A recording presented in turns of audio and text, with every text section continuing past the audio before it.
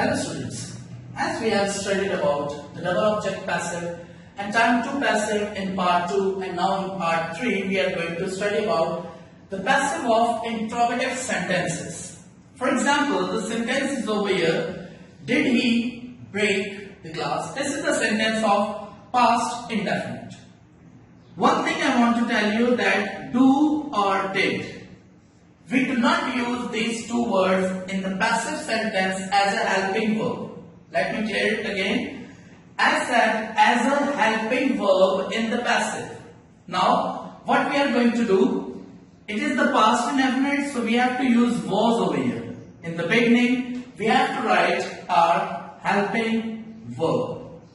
Then, we have to use our object, which is begin subject over here. Then use third form of verb with the preposition by and your subject becomes the object.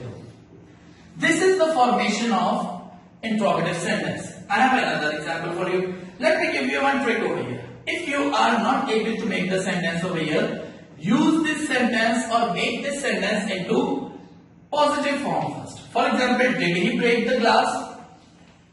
The glass was broken by him. It will be easier for you to make the sentence. Then just move your helping verb before the subject. And now it becomes your interrogative sentence.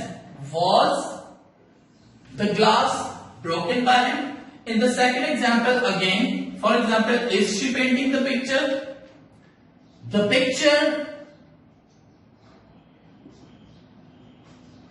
picture is being painted by her.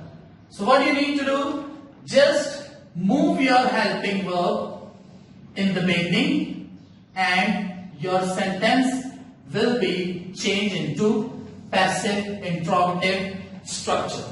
So, both the sentences I have written over here, did he break the glass? Was the glass broken by him? Is she painting the picture? Is the picture being painted by him? When we have the continuous tense, we always use be form with ing with the helping verb. And whenever we have perfect tenses, we use helping verb with the being as a third form of verb. It is not the third form over here, but we are using with the helping verb. So if you want to ask any question, you can. Thank you very much.